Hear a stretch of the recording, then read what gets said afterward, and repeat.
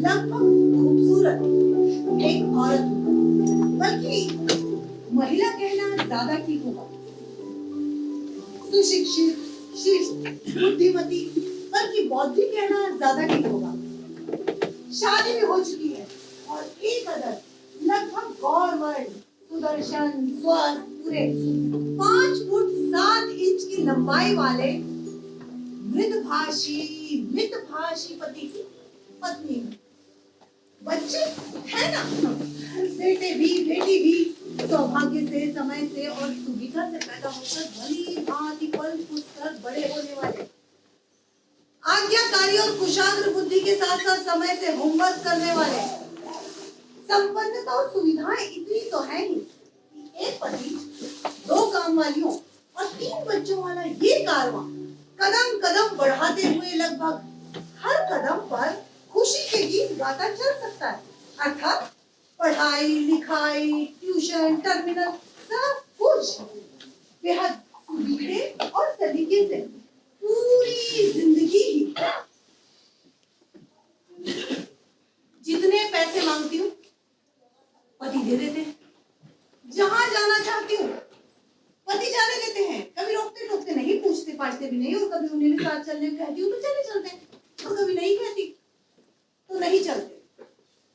खाना भी सदा सादा और स्वास्थ्य ही खाते हैं, और कभी वे ही व्यंजन दोबारा दोबारा बन जाएं तो मैं माफी मांगने के लहजे में सॉरी कह देती हूँ, और वो बेहद धीमे से इट्स ऑल राइट कहकर पारी समाप्ति की घोषणा कर देते हैं। वरना लोगों के घरों में तो जरा से कम नमक या जरा सी ज्यादा मिर्च की बात पर बवाल मचाने वाले पति मैंने खूब देखे। पहले बवाल मचता है, फिर जलजला आता है, और फिर मान मनोबल पूरे 3-4 घंटे तो लग ही जाते इस 12 कार्यक्रम को निपटने में। कसम से मेरे घर में कभी ऐसा हुआ ही नहीं। तभी तो लोग कहते हैं कि मेरे पति आदमी नहीं देवता है। हमारे घर में 3 अखबार आते हैं, 2 टेलीफोन और 1 रंगीन टीवी है ही। मेरे पति ऑफिस के घंटे से ऊपर नीचे सारे अखबार पढ़ते हैं, साथ साथ टीवी भी चलता रहता है। जिस चैनल पर जो आता है देखते हैं, जो चैनल लगा है उसे लगे रहने देते हैं, जैसा कार्यक्रम आता है उसे आते रहने देते हैं। परेशान नहीं होते कभी, समय काटने की तो कोई समस्या ही नहीं उनके सामने। आपसे आप आराम से करते रहता है। वरना लोग तो समय को लेकर तमाम उठापटक किए जाते हैं कि कैसे काटा जाए, कैसे बचाया जाए, लेकिन मेरे पति को ऐसी कोई उधेड़-बुन नहीं व्यापती। वैसी हर समस्या के मूर्तिमान समाधान होते हैं। यही कारण है कि लोग उन्हें आदमी नहीं देवता कहते हैं। अरे भाई, पर अपनी क्या कहूँ कहते हुए भी शर्म आती है। इनके देवत्व को संभाल पाने का शऊर ही नहीं है मुझ में। ये जितने देवता हुए जाते हैं उतनी मैं बेढंगी। हंसती हूँ तो खिलखिलाकर हंसती चली जाती हूँ, और रोती हूँ तो बेतहाशा सावन भादों की झड़ी लगा देती हूँ। और गुस्सा तो मेरी नाक पर रहता, वो भी बेवजह, बात बेबात धमक पड़ती हूँ अक्सर बिना बात, वो भी अपने देवता समान पति पर। अच्छी तरह से जानती हूँ कि गलती दरअसल मेरी ही होती है, लेकिन वो भी बिना जाने सुने समझे कि मैं किस बात पर भटकी हूँ। कभी सॉरी तो कभी इट्स ओके कह देते हैं। पड़ोसियों का कहना है कि उन्होंने आज तक मेरे पति की आवाज तक नहीं सुनी। बात ठीक भी है। अरे भाई, जब घर में नहीं सुनाई दी तो बाहर तक कैसे जाएगी? लेकिन मान लीजिए किसी दिन, किसी छुट्टी के रोज ये मुझे घर से बाहर जाते दिखे तो मुझसे नहीं कहा जाता है, बस ही पूछ बैठती हूँ नहीं जा रहे क्या? हाँ। कहाँ? बाहर? कहाँ? किसी एक से मिलने। तुम जानती नहीं हो। अच्छा, कब तक लौटेंगे? जल्दी भी आ सकता हूँ और देर भी हो सकती है। मैंने पहले ही बताया ना, मृदभाषी, मितभाषी। अब बताइए, इसमें जरा सी भी बौखलाने वाली बात हो सकती है? नहीं ना। फिर भी मैं तकरार पर उतर आती हूँ और उनकी सारी सदाशयता ताक में रखकर राल ठान लेती हूँ। एक बार तो मैं सीधी शिकार पर उतर आई। आप तो मुझसे कोई बात करते ही नहीं, जब देखो तब ये अखबार, टेलीफोन, कंप्यूटर या फिर ये कमबख्त टीवी। क्या बात करें तुमसे? हैं? अब ये अनुकूलता ही चरम सीमा हुई ना कि वो खुद मुझसे पूछे कि बताओ वो क्या बातें करे मुझसे। नैन वक्त पर मेरे अक्ल पर पत्थर ही पड़ जाते, समझ में नहीं आता उनको क्या विषय तो अपने से बात करने को घबराहट ये है कि वो इंतजार किए जा रहे हो, मुझे कुछ पूछ ही नहीं रहा है। अब हड़बड़ा तो क्या क्यों बाबा। अब अरे हाँ यही यही यही हाँ यही पूरा दिन आपका ऑफिस में कैसा बीता, बहुत सारी चीजें घटी होगी ना, वही सब कुछ और क्या। तो ये आज सुबह जब मैं ऑफिस पहुंचा तो मेरा चपरासी करेलाल हमेशा की तरह एक दूसरे चपरासी कामता प्रसाद के पास खैनी मांगने के लिए गया हुआ था। ऑपरेटर भी देर से आई। पैकिंग में 10:30 से गो स्लो शुरू हो गया और कायदे से जिस माल की लोडिंग 3:30 बजे तक हो जानी चाहिए थी वो 5:30 बल्कि 5:45 तक चली। ट्रकों को ज्यादा इंतजार करना पड़ा और इसीलिए पैकिंग डिपार्टमेंट और लोडिंग डिपार्टमेंट वालों के बीच में तनातनी हो गई। कैशियर बरुआ ने छुट्टी बढ़ा ली, इसकी वजह से कई सारे जरूरी बिलों का भुगतान रुक गया। और हाँ, वो केमिकल लैब का मखीजा आज फिर वैक्सीन की कल्चर चुराते हुए पकड़ा गया। रहमतगंज के टैंकर का ब्रेकडाउन हो गया, बीच में 1.5 घंटा बिजली नहीं थी और 3:30 बजे बजट की मीटिंग थी। और बातें करूं कि बस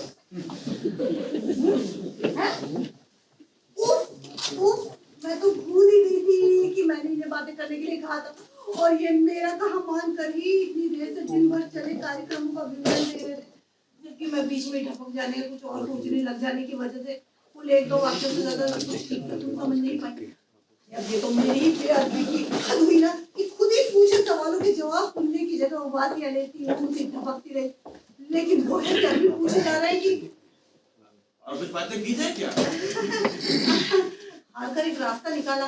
अरे जाने दीजिए ना, आप थक गए होंगे। मैं चाय बनाकर लाती हूँ। बनाऊं? वो मेरे इनकार कर देने पर इत्मीनान से अखबार पढ़ने लगे, शायद मेरा कहा सुन नहीं पाए।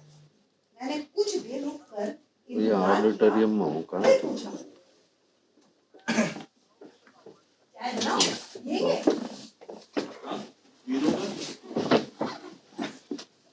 मैं अच्छी खासी समझदार पत्नी की तरह गई। पतीला गैस पर चढ़ाए था कि अचानक न जाने मुझे क्या होने लगता है। मेरे अंदर झल्लाहट का एक भपका सा आ जाता है, एकदम पागलपन के दौरे की तरह। दिलो दिमाग की सारी समझदारियां ध्वस्त पस्त होने लगी, जैसे कोई तोड़ा विध्वंसक बुलडोजर कतार से खड़ी सलीकेदार इमारतों को तोड़ के ध्वस्त करने पर उतारू। और इस तोड़ा दस्ते का आक्रामक संचालन मैं ही बजा रही थी। शोर शराबे के बीच अगर कोई शब्द सुनाई दे रहा था तो केवल इतना ही कि पी लूंगा। अरे क्या मतलब है पी लोगे?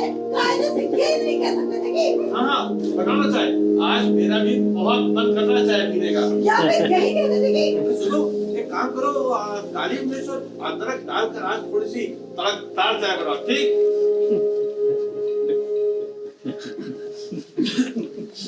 लेकिन इस किस्म की सारी इबारतें नाजायज, सारे निर्माण अवैध, गिरे ढहे ध्वस्त पस्त। मलबे पर तो केवल एक मलबूस का शब्द टंगा था, पी लूंगा।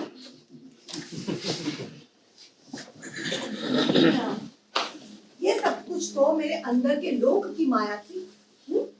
बाहर तो गैस पर पतीले में चाय का पानी खौल रहा था और ट्रे में बदस्तूर शुगर पॉट और मिल्क पॉट के साथ चाय की प्यालियां सजी हुई थी। अचानक फिर न जाने मुझे क्या होने लगता है, चाय का पानी मेरे अंदर खौलने लगता है। बर्नर की लपटें और तेज तेज लपलपाने लगती है, यहाँ वहाँ सब कुछ दहकने तपने लगता है।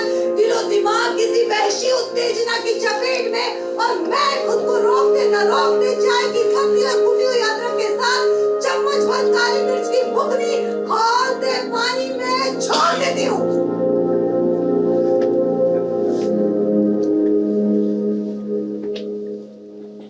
अब मैं सांस रोक धड़कने समेत उन्हें चाय का पहला घूंट देते हुए देख रही हूँ। अब और इंतजार नहीं होता, अब बोले अब क्या हुआ? काली मिर्च थोड़ी ज्यादा पड़ गई, बोलो बोलो ना।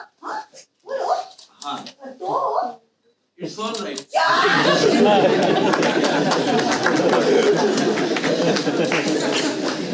अपने कानों पर विश्वास नहीं होता।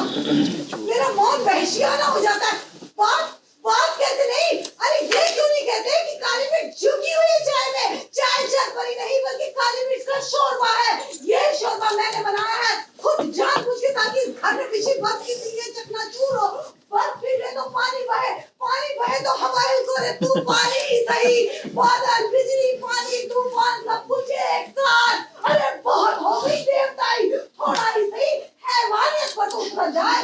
यार धातु के सांचे में ढही मुंह में चिपके और हार मांस के एक साबुत आदमी से साफ का दो पड़े।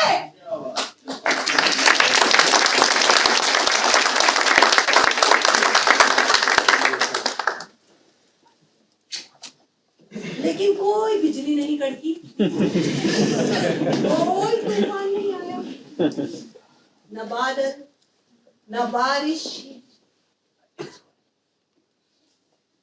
ग्लानि से भरी मैं उठी और मैंने खुद को कहते सुना, सॉरी काली मिर्च ना थोड़ी ज्यादा पड़ गई है, मैं दूसरी चाय बनाकर लाती हूँ।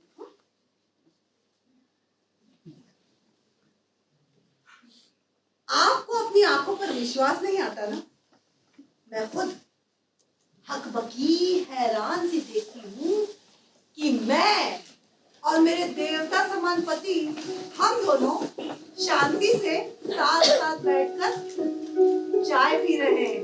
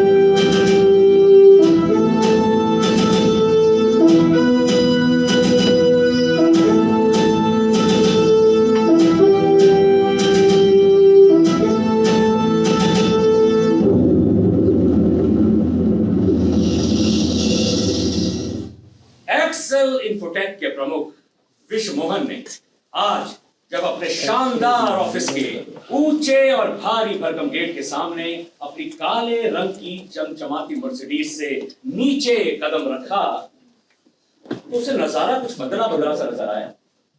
गेट वैसे ही पूरी भव्यता के साथ खड़ा था और नीले रंग की स्मार्ट यूनिफॉर्म में गार्ड अपनी चटक अदा के साथ उसे खोलने के लिए वैसे ही तत्पर भी खड़ा था। पर गेट के बाएं हाथ वाली बाउंड्री वॉल से सटा ये गुमटी जैसा क्या?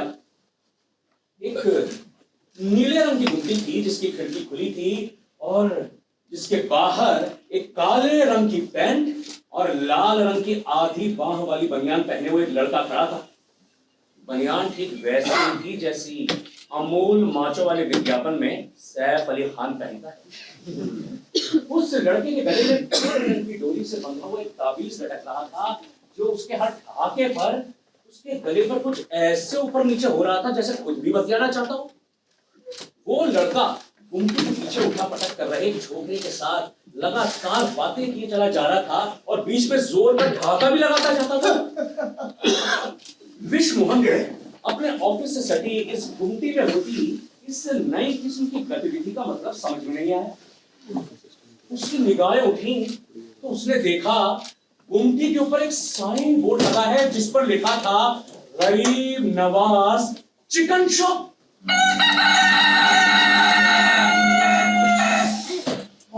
शुरू में एक लाल रंग की कलगी लगा एक मुर्गा बड़े शान से मुस्कुरा रहा था। ये मुर्गा मुस्कुरा क्यों है? क्या इसको अपना हश्र नहीं मालूम?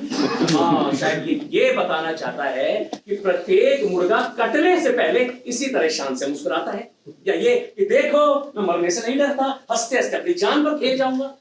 बहरहाल उस खुली हुई गुमटी की खिड़की के बाहर एक काले रंग का बोर्ड टंगा था जिस पर खड़िया से लिखा था ताजा चिकन 200 रुपए किलो और ड्रेस्ड चिकन 250 रुपए किलो। क्या मुर्गा यहाँ बेचने की भी तैयारी है? अरे सुबह सुबह ये क्या? किसने इजाजत दी इस गरीब नवाज चिकन शॉप को यहाँ खुले में अपनी गुमटी रखने की? क्या इस तरह खुले में ये चिकन काटा बनाया बेचा जा सकता है? तो सरासर संवेदनाओं को आहत करने जैसा हुआ। आखिर सब लोग तो नॉन वेजिटेरियन नहीं होते।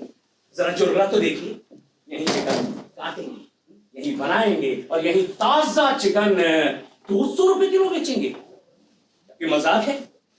हमारा ऑफिस टेक्नोलॉजी के क्षेत्र में काम करता है। तमाम संभ्रांत लोग यहाँ आते जाते हैं।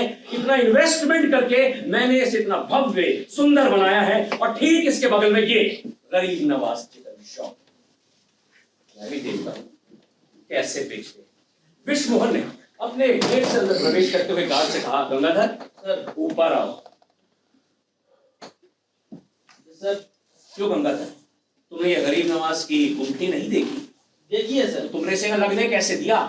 सर जब मैं सुबह यहाँ ड्यूटी पर आया था तो पहले से ही रखी हुई थी, शायद रात में रख गई होगी। सर बोर्ड वगैरह तो उसने भी लगाया है, मुर्गियां भी रख लिया सर। तुम्हें मना करना चाहिए था ना। मना किया था सर, पर वो नहीं माना। वो बोलना था कि साहब शिकायत करके तुम्हारी गुमटी यहाँ से हटवा देंगे, बेकार नुकसान होगा। ये भी बोला था सर। क्या कहा उसने? सर उसने कहा कि तुम्हारे मालिक बड़े आदमी होंगे अपने घर के, हमें भी तो अपना काम धंधा करना है। जी सुनो, एक बार फिर जाओ और इस बार गौतम सर को अपने साथ ले जाना, वो उसे प्रशासनिक तरीके से समझा देंगे। गौतम। Yes sir. देखो गंगाधर के साथ गरीब नवाज चिकन शॉप वाले के पास चले जाओ और उसको सीधे सीधे समझा देना कि शराफत से अपनी गुमटी यहाँ से हटा ले, वरना साहब तुम्हारी शिकायत कर देंगे। ओके सर, चलो आइए बाद में बात करता हूँ। जब तक गौतम और गंगाधर वापस लौटते हैं तब तक हम लोग विश्व मोहन के बारे में थोड़ा और जान लेते हैं।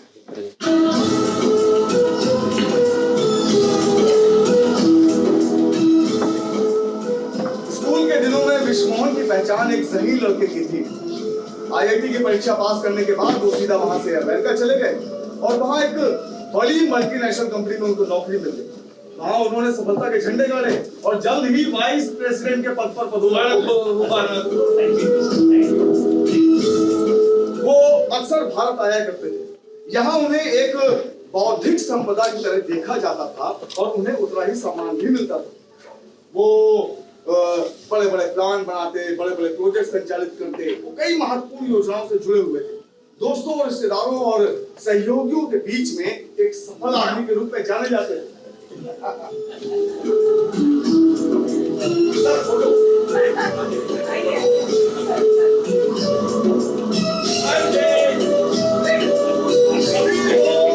प्यार से ऋषि कहकर पुकारते थे। क्योंकि वो ज़हीन था, इसीलिए 10 वर्ष अमेरिका में रहने के बाद उसे ऐसा लगने लगा कि वो कहीं नहीं जा रहा है। वो पेड़ की उन शाखाओं की तरह है जो हिलती तो रहती है, लेकिन जिसका तना और जड़ें सिरे से ही गायब। लगभग 40-45 की उम्र में उसे ऐसे लगने लगा कि उसे अपनी जड़ों की तरफ जाना चाहिए। और इधर उसकी पत्नी भारती भी अमेरिका से ऊब गई थी। Let's go back to India please. और उनका बेटा रोहित जो कि अब 6-7 साल का हो गया था, उन्हें ऐसा लगता था कि वो अपने देश में रहकर ही संस्कारवान बन सकता है। लेकिन सबसे बड़ा कारण ये था कि विश्व मोहन विशुद्ध शाकाहारी थे। शाकाहारी? जी हाँ। और अमेरिका में भोजन को लेकर बड़ी दिक्कत महसूस होती थी और उम्र के साथ ये दिक्कत बढ़ती ही जा रही थी।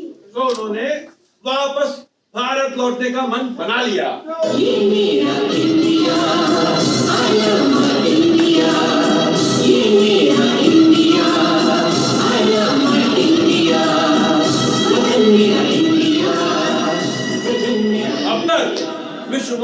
भारत और अमेरिका में पर्याप्त संपर्क बना चुके थे। सो उन्होंने अमेरिका से काम लाने का जिम्मा अपने दोस्तों पे छोड़ा और खुद भारत लौट करके एक बीपीओ कंपनी का निर्माण किया जो उस काम को एग्जीक्यूट करने वाली थी।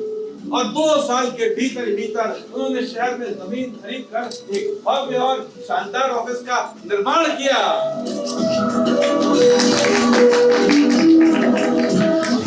जल्दी ही विश्व मोहन की गिनती शहर के सफल प्रोफेशनल्स में होने लगी। क्या, लेकिन एक बात और थी। क्या? वो अच्छी अच्छी किताबें भी पढ़ते थे। जी हाँ, और रात में 10 बजे से लेकर के 1 बजे वाले जो शोज होते हैं उसमें वो तमाम चर्चित फिल्में देखा करते थे। शहर के सफल और प्रतिष्ठित लोगों के बीच में उनका उठना बैठना था। जी हाँ, मैरियट होटल के लाउंज में अपने दोस्तों के बीच वाइन के साथ डिनर करते हुए पाए जाते थे।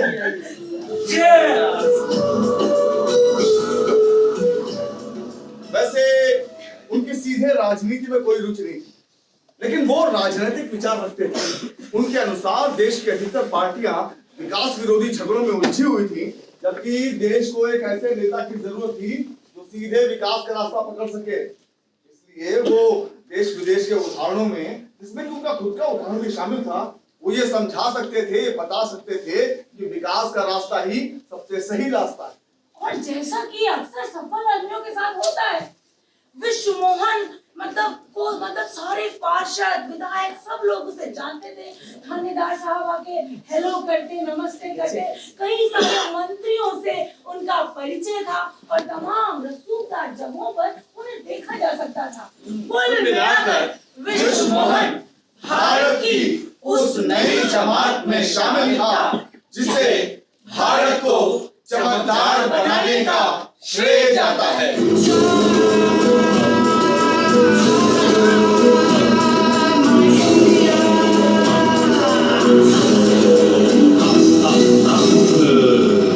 उसकी वर्तमान समस्या ये थी कि उसके शानदार ऑफिस के ठीक बगल में ये गरीब नवाज चिकन शॉप ने अपनी गुमटी रख ली थी जो उसकी संवेदनाओं को आहत कर रही थी। विश्व मोहन ने अपने आप को आश्वस्त करते हुए कहा, कोई बात नहीं ऋषि, बेकार परेशान हो रहे हो, 2-3 दिन में इसको यहां से हटवा देना। सर। हाँ गौतम, मिला है? Yes sir. बताओ क्या कहा उसने? सर मैं सीधे उससे नहीं मिला, मुझे लगा कि बातचीत जो है ना वो गर्मा गर्मी में ना बदल जाए। मैंने तय किया कि पहले जो आसपास के दुकान वाले उनसे बात करता हूँ। अरे मुझे भी तो बुरा लग रहा होगा। बिल्कुल ठीक किया, पर बात की? Yes sir. तो पहले मैं बनारसी पान वाले के पास गया तो उसने कहता है, कौन सी दुकान? अरे अंधे दिखता नहीं है, वो काट रहा है जो वो। अरे सबका अपना अपना धंधा है। फिर सर मैं सांची दूध वाले के पास गया, उससे मैंने कहा, अरे भैया तुम्हारे यहाँ लोग तो दही ये श्रीखंड खरीदने के लिए आएंगे और बगल में ये मुर्गा कट्टा देखेंगे तो क्या कहेंगे? अरे भाई साहब, हाँ। किसको फुर्सत है कुछ कहने का आने की है? मुर्गा मुर्गी लेने के लिए लोग आएंगे तो हो सकता है कि हमसे दूध दही और श्रीखंड भी ले जाएंगे। ये सोच रहे होंगे। गौतम, तुम्हें सीधे सीधे गरीब नवाज से बात करनी चाहिए थी। अरे की सर, उसने क्या कहा? अरे वो बोलता है कि देखो साहब, हाँ। रोजी रोटी का सवाल है, बाकी आप कहोगे तो एक पर्दा कर लेंगे। अच्छा। लेकिन गुमटी तो यहीं रहेगी। और ये जो मुर्गियों के पंख, गर्दन और बाकी कचरा निकलेगा, इसका तुम क्या करोगे? अरे साहब, वो पीछे नाली है ना, हाँ। बहा देंगे। सर नाली नाली चौक हो जाएगी, उसमें से बदबू आएगी, उसका क्या होगा? बिल्कुल यही बात मैंने भी उससे कही तो कहता है, अरे साहब, अब हर बात का ठेका हमने थोड़े ही ले रखा है। ठीक है गौतम, तुम चलो, मैं कुछ सोचता हूँ। Okay sir. अच्छा सुनो, जी। नाम क्या बताया उसने अपना? रियाज मोहम्मद। रियाज मोहम्मद। दोपहर को विश्व मोहन का मन अपने काम में नहीं लगा। उसने गरीब नवाज चिकन शॉप की इस समस्या को देश के विकास की समस्या से जोड़कर देखा। देख रहे हैं ना सर, देख रहे हैं ना किस तरह बेतरतीब विकास हुए चला जाए। जहां मन आता है वहां पर बाजार लगा देते, जहां चाहे शादियां कर देते हैं, जहां चाहे कूड़ा फेंक देते हैं, जहां चाहे गुमटी रख देते हैं। आप सबको देखना चाहिए ना कि इस तरह खुले में ये गरीब नवाज चिकन शॉप ना हो, ताकि इनसे पैदा हुई वो मुर्गों के वो जो गर्दन, पंख, उनको डिस्पोज ऑफ करने की ठीक ठीक व्यवस्था तो हो, ताकि वातावरण प्रदूषित ना हो। तभी मुर्गे के कुड़कुड़ाने और उसके पंख के फड़फड़ाने की आवाज सुनाई पड़ी।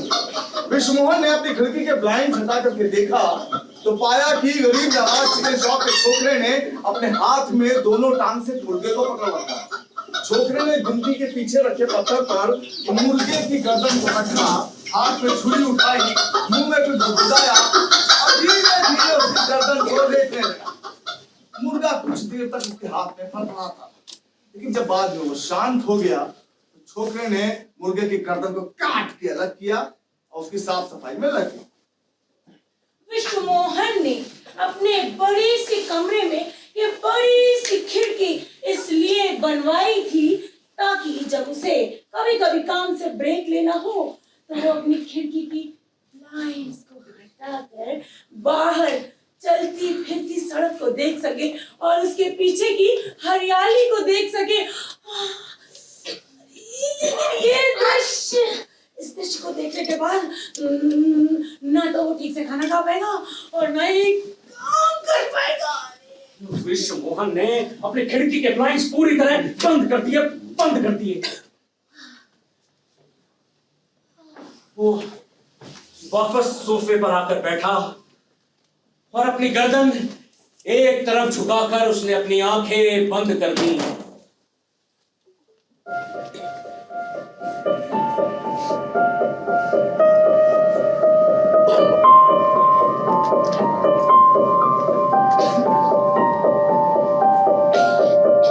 आधी झपकी और आधी चेतना के बीच अचानक उसे अपने बचपन का छोटे शहर वाला घर याद आया।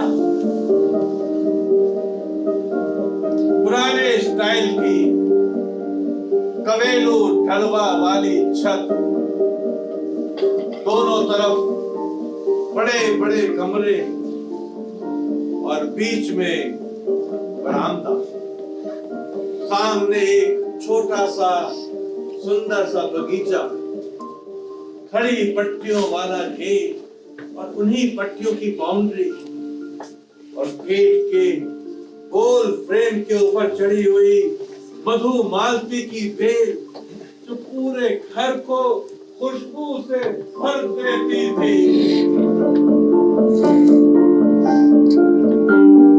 मकान बिल्कुल उनके घर के जैसा ही था, लेकिन सरदार रंजीत सिंह ने मकान की दूसरी तरफ कटीली तालों से घेर कर एक बड़ा सा बाड़ा भी बनवा लिया। सरदार रंजीत सिंह जी का बेटा मनजीत सिंह और बप्पी उसका गहरा दोस्त था। दोनों की उम्र 6, 7, 8 साल, दोनों का स्कूल एक और दोनों के पास खेलने और घूमने के लिए अपार समय।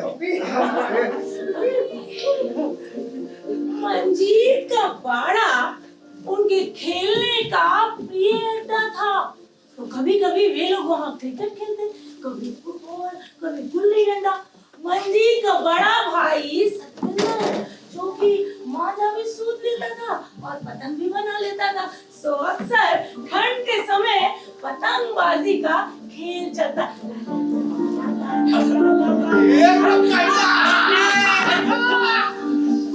मंजीत की माँ कुलविंदर, जिसे प्यार से वे लोग बीजी कहते थे, बड़े ही प्रेम से उन्हें अपने पास बुलाती, आजा जा जा। और कभी उनके हाथ पे पेड़ा और कभी बर्फी, तू भी आजा जा जा। और कभी घी में तर हलवा रख देती और एक बड़े से स्टील के गिलास में एक गिलास ठंडा पानी या लस्सी। मंजीत का बड़ा उसके खेलने का प्रिय था। विशेषकर इतवार के दिन, उस दिन रंजीत सिंह परिवार नहाने का विशेष उपक्रम करता। उस दिन पगड़ियां खोलकर रख दी जाती और घर के पुरुष सदस्य धूप में बैठ करके अपने बाल सुखाते और दाढ़ी फैलाते। बिना पिट्टू लगी लहराती हुई दाढ़ी में रंजीत सिंह उससे अत्यंत भव्य और शानदार दिखते थे। वो अक्सर सोचा करता था कि बड़ा होकर वो भी दाढ़ी रखेगा। हाँ। वो भी एतवार का दिन था। मंजीत को ढूंढता हुआ वो उसके घर गया और मंजीत वहां नहीं मिला। शायद बाजार गया हुआ था। सामने मज्जा पर बैठी उसकी माँ सब्जी काट रही थी, हमेशा की तरह पीले रंग की समीज और सलवार पहने हुए, गले में सफेद चुन्नी भी। विशु मोहन, जिसे वो प्यार से विशु कहा करती थी, उसको देखते ही बोली, अरे विशु, हैं? अरे मंजीत अभी आता ही होगा, तू ना तब तक बाड़े में खेल। चल। अच्छा बीजी कहता हुआ वो बाड़े में पहुंच गया। बाड़े के कोने में जालीदार नुमा घर में मुर्गियों के लिए एक दरबा भी था। उस दरबे में 10-20 मुर्गियां हमेशा रहा करती थी। विशु मोहन के लिए वो खेल की वस्तु थी। वो उसे फुदकते हुए देखता, दाने डालता, पानी पिलाता, और जब उनमें से कुछ बाहर निकल भागती तो उसके पीछे हुर्र हुर्र करता हुआ दौड़ लगाता था। उस दिन उसके पीछे पीछे बाड़े में एक और व्यक्ति ने प्रवेश किया। ये मंजीत के बाबा जी यानी कि दार जी थे।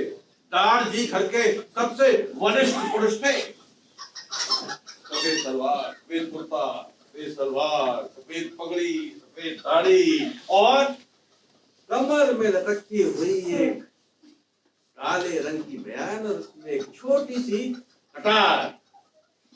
वो मोहन को किसी पुराने जमाने के योद्धा की तरह नजर आते थे। हालांकि दार जी विशु को बहुत प्यार करते थे, लेकिन वो उनसे बहुत डरता था। जैसे ही दादी ने मुर्गियों के दरबे में प्रवेश किया, मुर्गियां इधर उधर भागने लगी। उसने दरवाजे से बाहर निकला और तोड़ने का प्रयास किया, और वो मुर्गियां ज्यादा तेज कहां पाती है। दादी में अद्भुत बुद्धि थी। उन्होंने दौड़कर एक मुर्गी को पकड़ लिया और उनके हाथ से एक ही बंद लगा। वो कुछ देर फरफराई, फिर उनके हाथ से छूटकर बाहर निकल भागी। लेकिन दादी भी कहां मानने वाले थे। 80 वर्ष की उम्र में उनमें अद्भुत फुर्ती थी। उन्होंने दौड़कर फिर से उसे पकड़ लिया। फिर दोनों टांगों को उसे उल्टा लटकाते हुए आखिरी तरीके के पास ले गए। पहले तो उसकी गर्दन मरोड़ी, फिर पास ही पड़े छुरी से एक ही बार में उसकी गर्दन अलग। कुछ देर उसका धड़ फड़फड़ाया, फिर उनके हाथ से छूटकर नीचे गिर गया। मोहन से यह दृश्य देखा नहीं गया। वो अपने घर के लिए निकल पड़ा। एक रास्ते में उसे मंदिर मिला। विशु तू कहाँ जा रहा है? हैं? चल हम लोग खेलेंगे। एक मैं नई बॉल लाया हूँ। मैं जाता हूँ, कल से खेलूंगा। ठीक है। उस दिन के बाद से विशु का मंजीत के घर आना जाना कुछ कम हो गया। अगर बीजी प्यार से अपने हाथ से उसे हलवा खाने के लिए देती, तो उनके हाथ से उससे वो भी लेने का मन नहीं करता। वो उससे पूछती, अरे विशु, तू आजकल ज्यादा आता भी नहीं है। मंजीत से लड़ाई हो गई क्या? नहीं बीजी, ऐसी कोई बात नहीं है। अच्छा, ऐसी कोई बात नहीं है। चल ले, ये हलवा खा ले। चल। वो विमल से हलवा ले ले और दरवाजे से बाहर निकल गया। कोने में जा गया। धीरे धीरे विशु मंजीत के परिवार से दूर होता चला गया। हालांकि मंजीत से उसकी दोस्ती बनी रही। जब मंजीत का परिवार वो शहर छोड़कर किसी दूसरे शहर गया, तब वो उसको बस स्टैंड तक छोड़ने के लिए गया भी था और उसके गले लगकर खूब रोया भी था।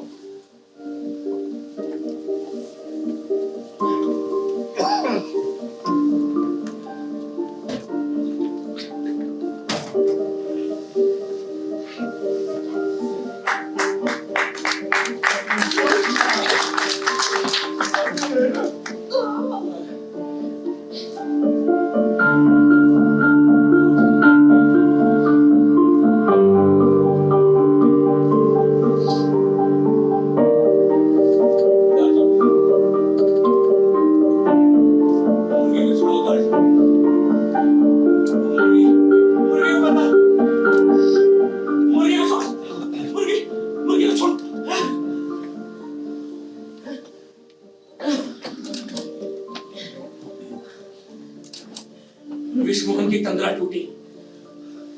वो एक बार फिर उठा और इस बार उसने अपने खिड़की के ब्लाइंड पूरी तरह खोल दिए।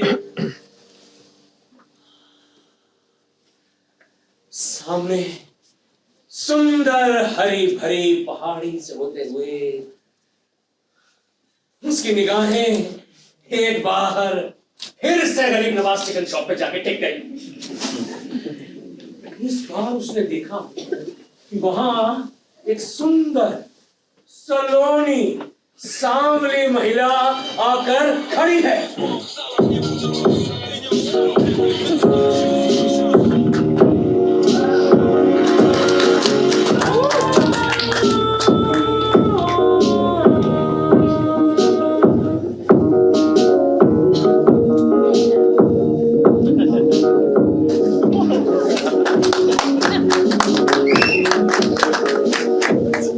वो शायद दूध और श्रीखंड खरीदने के बाद अब चिकन खरीदने आई थी। उसने माथे पर एक बड़ी सी लाल रंग की बिंदी लगा रखी थी और कुर्सी में बैठे छोकरे के साथ वो खूब हंस हंस कर बातें भी कर रही थी। अब वो घर जाकर इस चिकन के छोटे छोटे टुकड़े करेगी और फिर खूब मसाले डालकर उसको पकाएगी। फिर रात को रोटियों के साथ उसे टेबल पर सर्व करेगी और फिर उसके बाद अपने पति से प्रेम करेगी।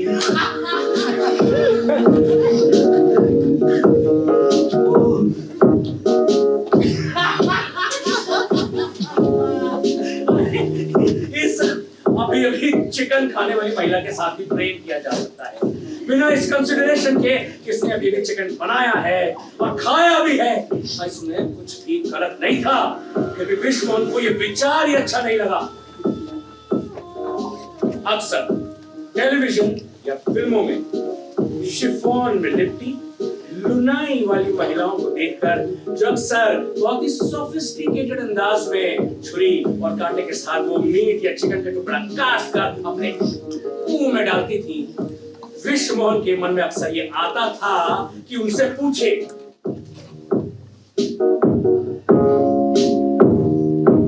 हेलो मैम,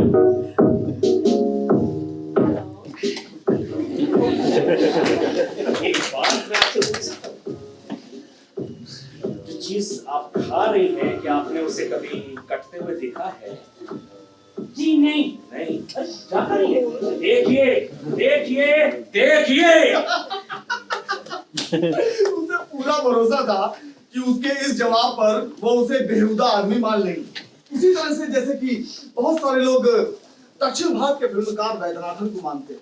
वैद्यनाथन ने अपनी फिल्मों में दर्शकों को उन बूचड़ खानों की सैर कराई थी जहां पर असंख्य बकरे, गाय और भैंसे काटे जाते थे, डिब्बों में बंद किए जाते थे और दुनिया भर में भेजे जाते थे। शायद उन दमकती लुनाई वाली महिलाओं और उनसे लिपटे शानदार सूट पहने पुरुषों का भोजन बनने के लिए। वैद्यनाथन की फिल्मों को देख करके कई लोगों ने मांसाहार छोड़ दिया।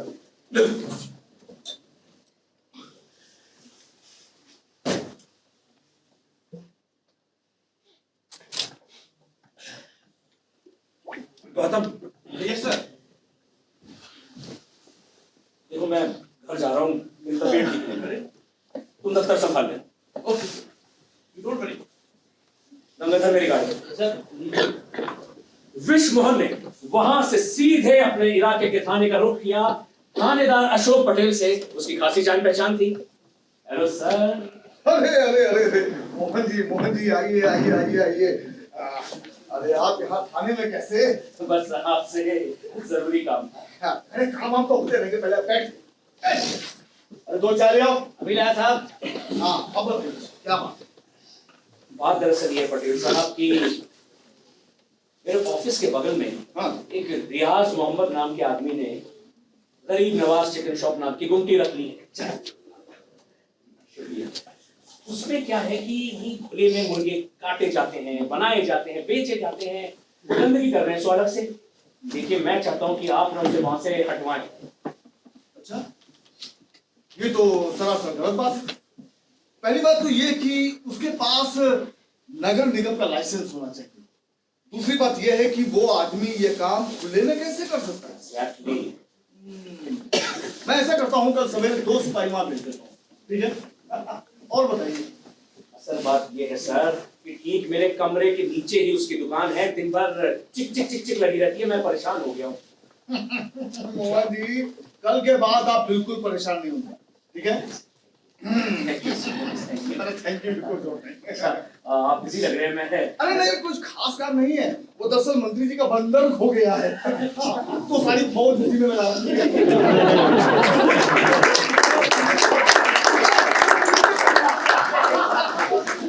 Tough job.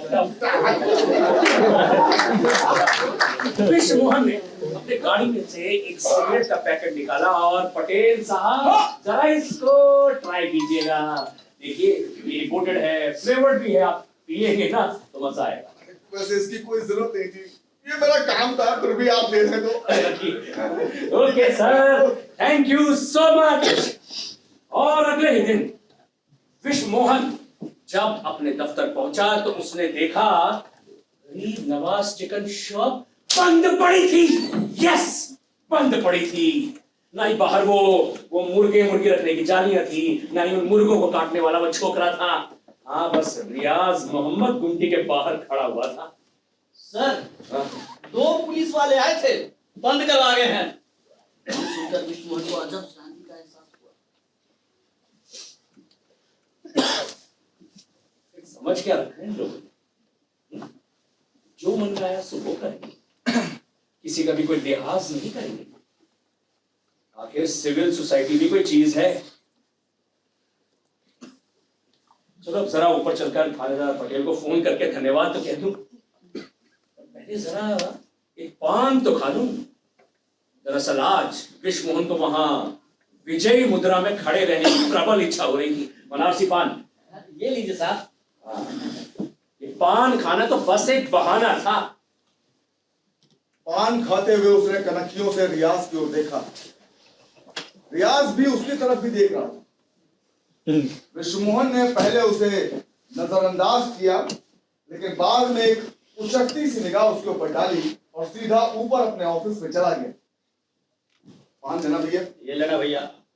रियाज एक टक उसकी तरफ देखे चला जा रहा था। क्या उसकी निगाहों में एक किस्म की चुनौती थी?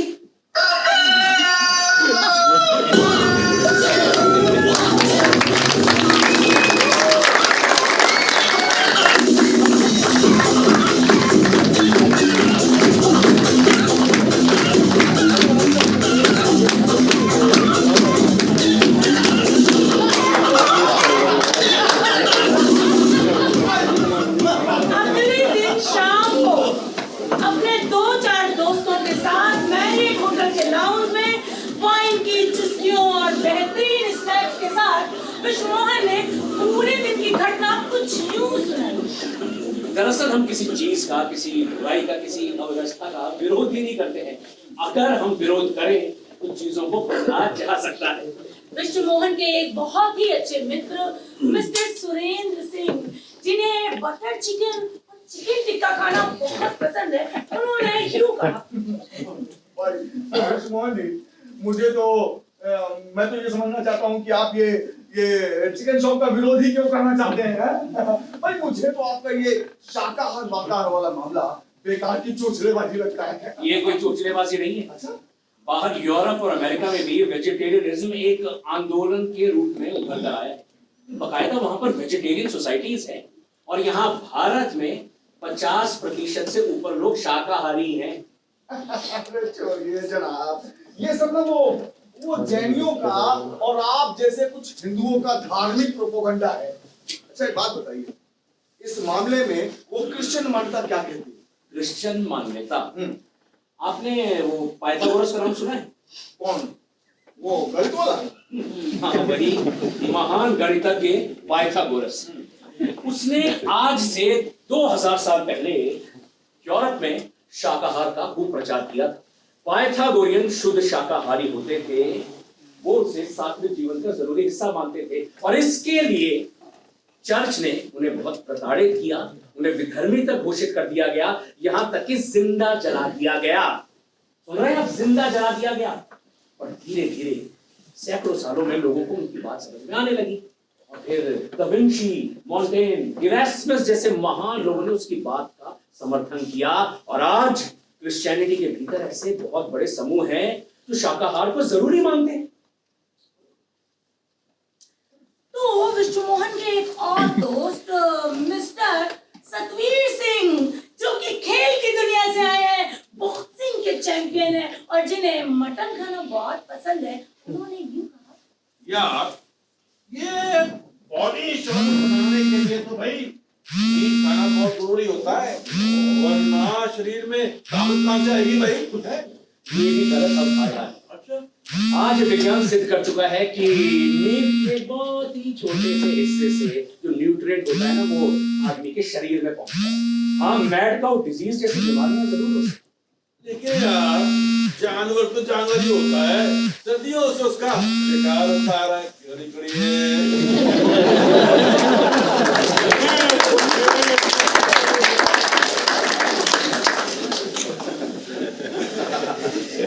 लेकिन ये जरूरी नहीं कि आज के युग में भी ऐसा ही हो। एक जमाना था जब यूरोप में मुर्गियों का ना गला रेत कर उल्टा लटका दिया जाता ताकि उनका जो खून है ना पूरी तरह बह जाए, ताकि उनकी अच्छे से साफ सफाई की जा सके। या फिर वो मोटी मोटी गठानों वाली रस्सियों से सूअरों को तब तक पीटा जाता था जब तक कि वो मर ना जाए और उनका मांस पिलपिला ना हो जाए, स्वादिष्ट ना हो जाए। जबकि विज्ञान ये सिद्ध कर चुका है कि जानवरों के भीतर में ठीक वैसा ही नर्व सिस्टम होता है जैसा हम सब मनुष्यों के भीतर। तो फिर आज उनके ऊपर वैसे ही जुल्म ढाए जाने चाहिए। मैं तो कहता हूं कि मांसाहार जो है ना वो आदमी को ब्रूटलाइज करता है, बर्बर बनाता है। लेकिन विजय, अगर दुनिया में सब लोग ये मटन, चिकन, फिश खाना बंद कर देंगे, भाई फिर दुनिया में भोजन की कमी नहीं हो जाएगी? बिल्कुल कमी नहीं होगी। अगर इसकी जगह ऑर्गेनाइज्ड एनिमल फार्मिंग बंद कर दी जाए तो इतना अनाज बचेगा कि पूरी दुनिया का पेट आसानी से भरा जा सकता है। अरे हम शायद बर्बरता से भी बच सके और युद्ध पिपासा से भी। पर ये बात केवल मैं नहीं कह रहा, गांधी जी ने भी तो यही बात कही थी। विश्व मोहन के एक और अच्छे मित्र मिस्टर अनिल, जो कि राइटर हैं और अक्सर ऐसे मामलों में चुप चुप से रहते हैं, उन्होंने माहौल को थोड़ा सा हल्का करते हुए कहा, अच्छा विषय, आज हम लोग तुम्हारी बात मान लेते हैं। आज हम लोग पनीर टिक्का और चना रोस्ट से ही काम चला लेंगे। चलो ठीक है।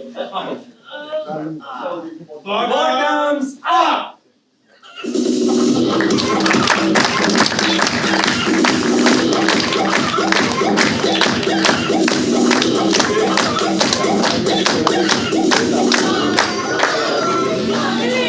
कुछ दिनों तक विश्व मोहन का ऑफिस वैसा ही चला जैसा वो चाहता था, शांत और व्यवस्थित। Sir, one Mr. Hamid Khan is here. He wants to meet you. कौन हमीद खान? मैं किसी हमीद खान को नहीं जानता। पूछो तो सही, क्या काम है?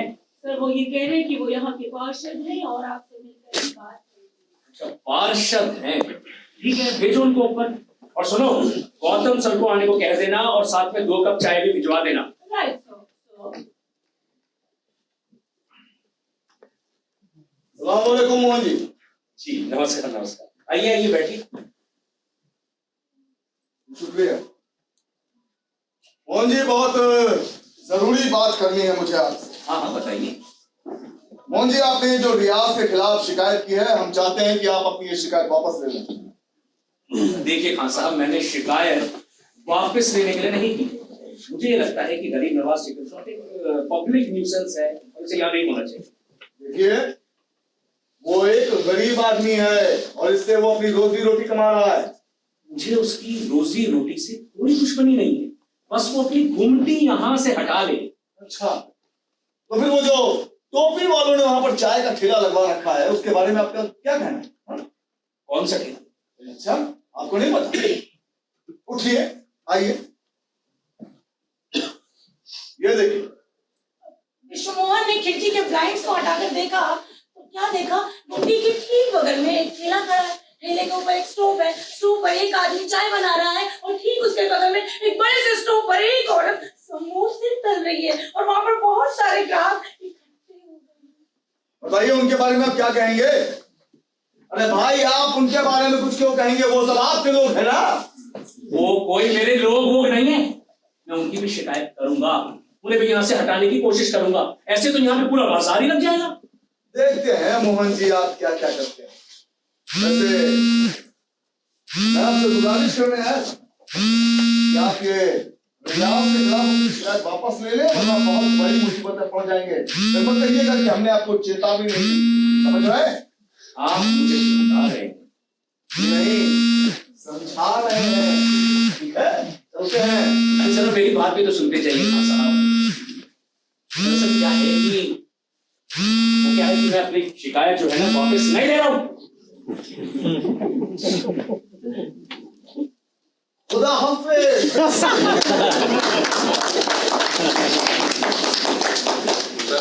सर मेरे ख्याल से हमें एक बार सोच लेना चाहिए सर। क्यों? सर मेरी खबर है कि ये रियाज मुन्ने भाई के पास गया था, उन्होंने शमीर खान को यहाँ भेजा है। मुन्ने सर शायद तो बहुत बड़ा गुंडा है, अड़ी डालना, घर खाली कराना, लोगों के झगड़े सुलझाना, यही सब काम है, इसी से पैसे कमाता है। और आजकल तो वो जमीन के धंधे में आ गया है, बड़ी बड़ी जमीनें खरीदता बेचता है और झगड़े वाली जमीनों पर कब्जा दिलवाता है। गौतम ने विष्णु को ये नहीं बताया कि जब रियाज मुन्ने भाई के पास गया तो उन्होंने कहा था अबा उसके था।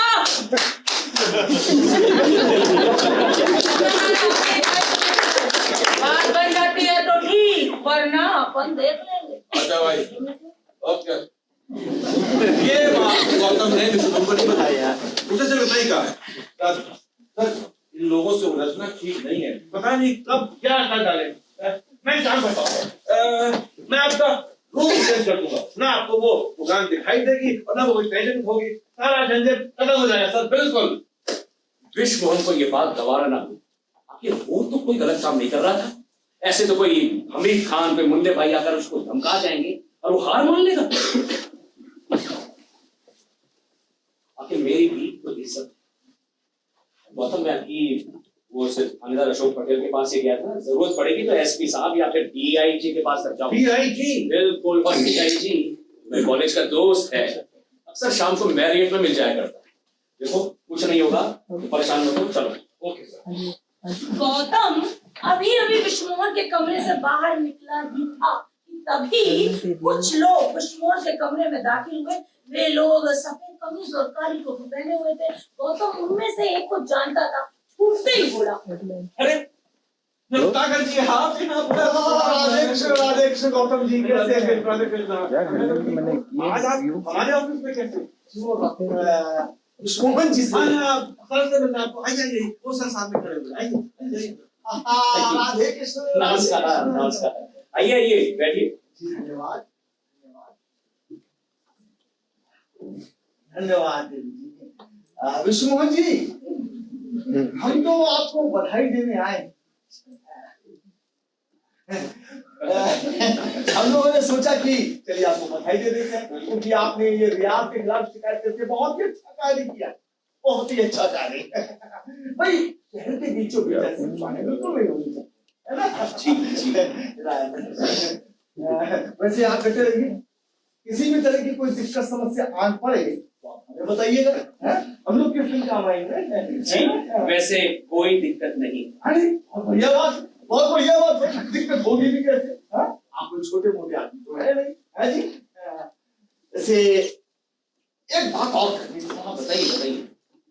और नारायण का सारा ध्यान रखिएगा, अपना ही बच्चा है। कौन नारायण? अरे वही जो आपके ऑफिस के बाहर चाय का ठेला लगाता है और पकौड़े भी करता है। साहब वो ग्रेजुएट है, बेरोजगार था, तो हम लोगों ने मिलकर के उसमें मदद कर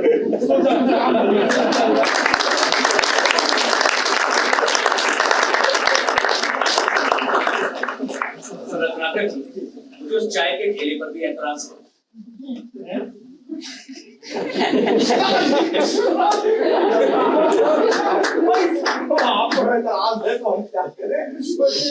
आप कहाँ एतराज करेंगे?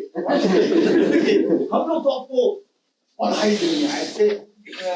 वैसे कोई दिक्कत समस्या आन पड़े हमें जरूर बताइए, अभी हम चलते हैं। राधे कृष्ण राधे कृष्ण। चलो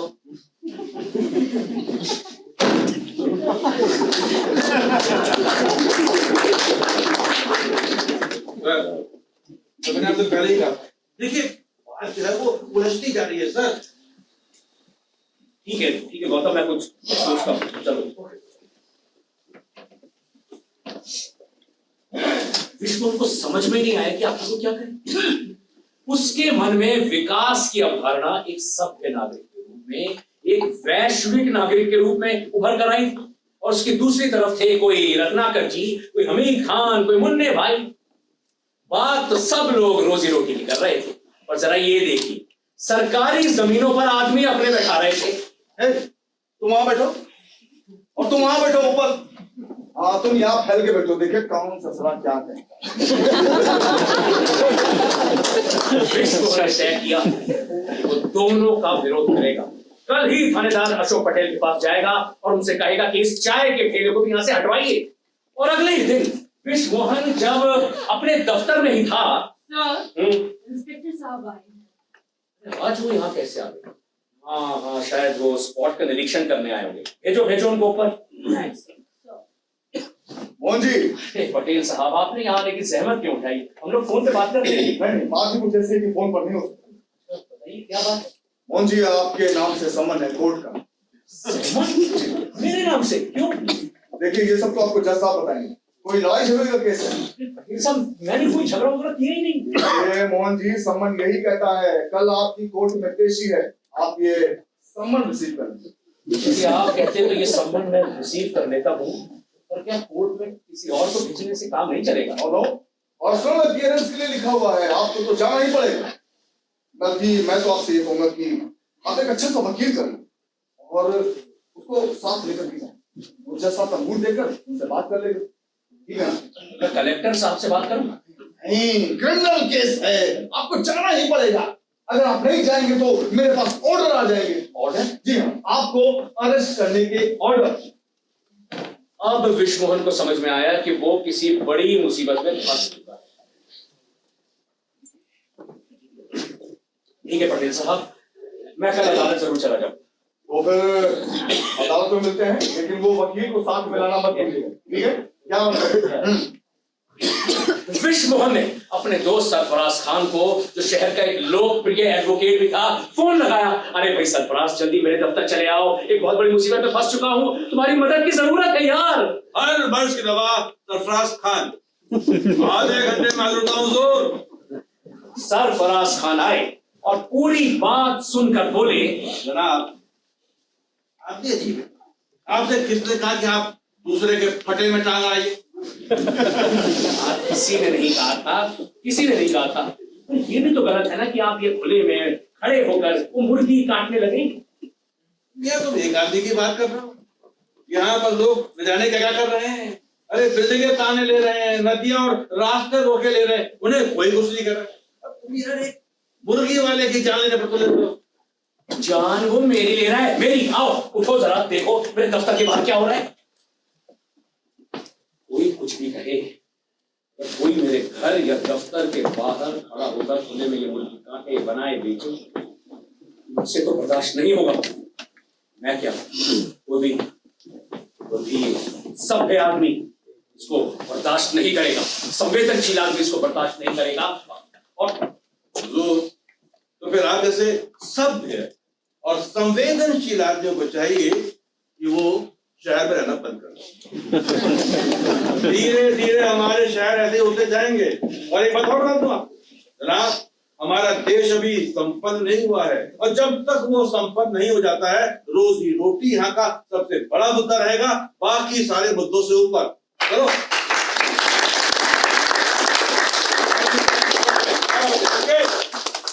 अगले दिन ठीक 11 बजे विश्व मोहन अदालत पहुंच गया। वो वक्त का बहुत पाबंद था, लेकिन सरफराज मियां का कहीं कोई अता पता नहीं था। विश्व मोहन ने देखा कि काले कोट पहने वकील हाथों में फाइलों के पुलिस के लिए इधर से उधर आ जा रहे थे, और उनके क्लाइंट्स उनके पीछे पीछे कुछ एनिमेटेड से चर्चा करते हुए। विश्व मोहन को ऐसा लगा कि ये जो वकील है ये उतने व्यस्त है नहीं जितना दिखाने की कोशिश कर रहे हैं। न्यायालय आदमियों से भरा हुआ था, उनमें कुछ अमीर थे, कुछ गरीब थे। उसने देखा कि सैकड़ों नोटरी वाले एक कोने में ना जाने क्या टाइप किए जा रहे थे। बाप रे, इतना आदमी रोज न्यायालय आता है और इतने लोग आपस में झगड़ रहे हैं। इसमें कोई शक नहीं है कि देश के न्यायालयों में सैकड़ों मुकदमे लंबित पड़े हैं और लोग हैं कि आपस में लड़े जा रहे हैं। हाय विषय। अरे यार कहाँ थे, मुझे यहाँ पे कुछ भी समझ अरे नहीं आ यार रहा। तुम क्यों परेशान हो रहे हो? अभी तुम्हारा कौन सा केस लग रहा है? आओ देखते हैं, आओ मेरे साथ आओ। इतना कहकर वो उसे प्रथम श्रेणी न्यायालय क्रमांक 3 में ले गए। समन वहीं से आया हुआ था। एक ऊंचे चबूतरे पर जज साहिबा बैठी हुई थी। सामने चौकीदार आवाज लगा रहा था। एक कलर जो जज साहिबा के नीचे बैठा हुआ था उनके निर्णय को लिखता जा रहा था। एक दूसरा कलर जो ठीक दरवाजे के पास बैठा हुआ था अपने टेबल का दराज खोले हुए सरेआम वकीलों से रुपए लेकर के उसमें डालता जा रहा था। उनको देखते ही बोला, अभी टाइम लगेगा। जी जल्दी करो। अरे लंच के बाद ही नंबर आएगा आपका। जल्दी अच्छा, देखते हैं। अब चाय पी लो। आओ दो चाय। और विश्वमोहन ने लगभग 1 घंटा चाय पीने में बिताया और इस दौरान सरफराज भाई साहब ने लगभग 100-200 लोगों से हाथ मिलाया, नमस्ते किया और इसी दौरान पुलिस की एक वैन में बहुत सारे कैदी वहां पर लाए गए और वे लोग आपस में हंस बोल रहे थे, बातें कर रहे थे। विश्वमोहन को ऐसा लगा कि अगर इनमें से किसी ने उसे देख लिया और पूछ लिया, सर आप यहाँ कैसे? सर आप यहाँ कैसे? सर आप यहाँ कैसे? सर आप यहाँ कैसे? टाइम हो रहा है, चलते हैं, आओ। इतना कहकर वो उसे फिर उसी कलर के पास गया जिसे अध्यक्ष उन्होंने 100 का नोट दिया था। उसे देखते ही कलर ने कहा, सर साहिबा लंच के लिए उठने ही वाली है, अभी आपका फाइल आगे बढ़ा। जल्दी मैडम ये फाइल। विश्वमोहन हाजिर हो। तो आप हैं विश्वमोहन? जी।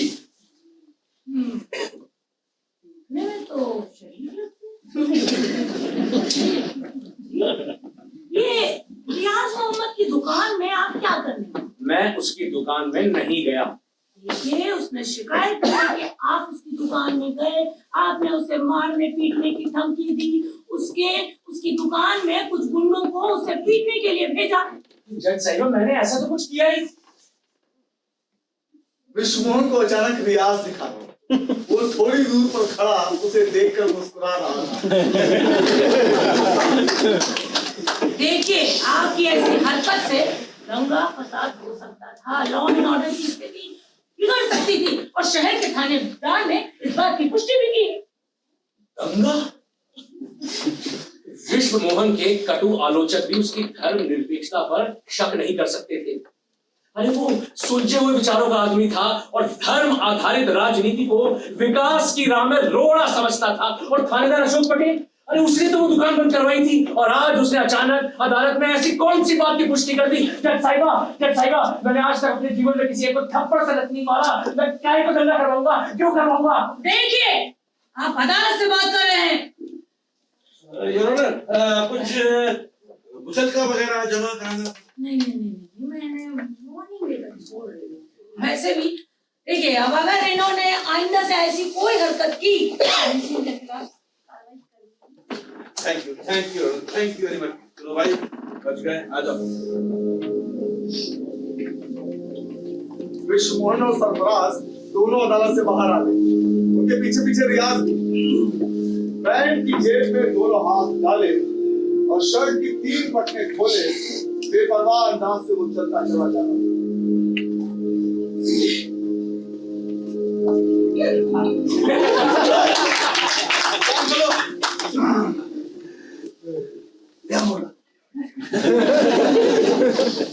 अगले 2-3 दिन तक विश्वमोहन अपने दफ्तर नहीं गए। पराजय बोध में डूब चुका था। उसे शहर का एक सम्मानित प्रतिष्ठित व्यक्ति था और जो राजनीति, कला, संस्कृति और शाकाहार के बारे में बहुत ही सुलझे हुए विचार रखता था, वो तो शायद पूरा विश्व घूम के आ चुका था और शायद इस देश की पूरी अर्थव्यवस्था में जरूरी योगदान कर रहा था। उसे एक अदना सा मुर्गी वाला कोर्ट में घसीट सकता था, जलील कर सकता था, जबकि वो बिल्कुल सही है। और अभी तो चाय वाले से वो टकराया ही नहीं था।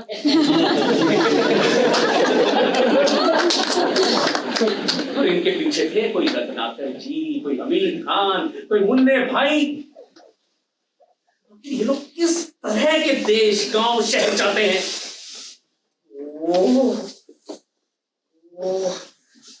मोहन को अचानक ही अपने देश के विकास की अवधारणा से, वो अपने शहर से, अपने गांव से, इन सबसे छूटने लगे।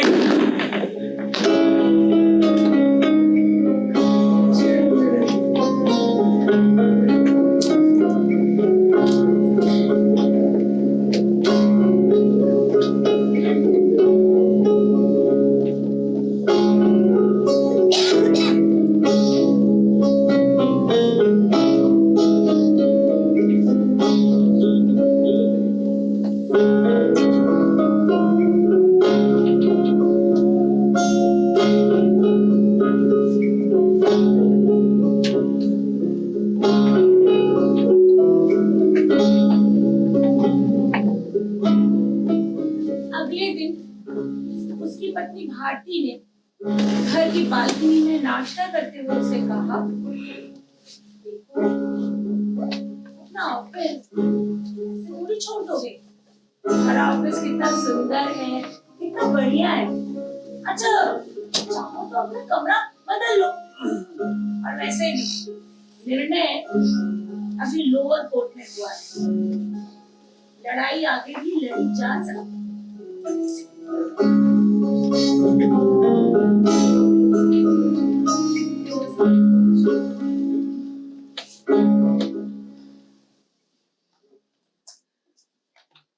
पत्नी की बात सुनकर विश्वमोहन का मन कुछ आश्वस्त हुआ और अगले ही दिन अपनी काले रंग की चमचमाती मर्सिडीज में बैठकर वो अपने दफ्तर पहुंचा। Good morning sir. Good morning. उसकी निगाह गरीब नवाज चिकन शॉप पर पड़ी। आज वहाँ कुछ ज्यादा ही चहलपहल थी।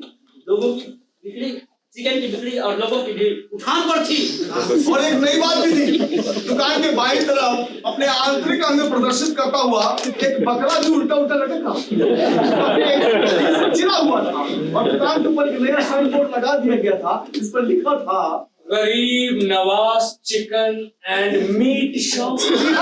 यहाँ पर बकरे का ताजा गोश्त भी मिलता है। ले आओ। नारायण चाय वाले ने 2 बाजू पर तिरपाल तान कर थोड़ी सी जगह और घेर ली थी और उस पर लटकते बैनर ने उसको सूचित किया, नारायण भोजनालय। 30 रुपए में वैष्णव थाली। रियाज सामने खड़ा था। विश्वमोहन ने रियाज को घूर कर देखा। आज रियाज ने भी विश्वमोहन को भरपूर निगाहों से जवाब दिया। विश्वमोहन की आंखों में वितृष्णा थी और रियाज की आंखों में बेपरवाही। विश्वमोहन के मन में आया कि वो रियाज से कुछ कहे, लेकिन तभी उसने अपने वकील दोस्त सरफराज खान और अदालत की गरीब नवाज जज साहिबा की बात याद आ गई और उसने कुछ नहीं कहा। उसने अभी अभी भारतीय लोकतंत्र का जरूरी पाठ जो पढ़ा था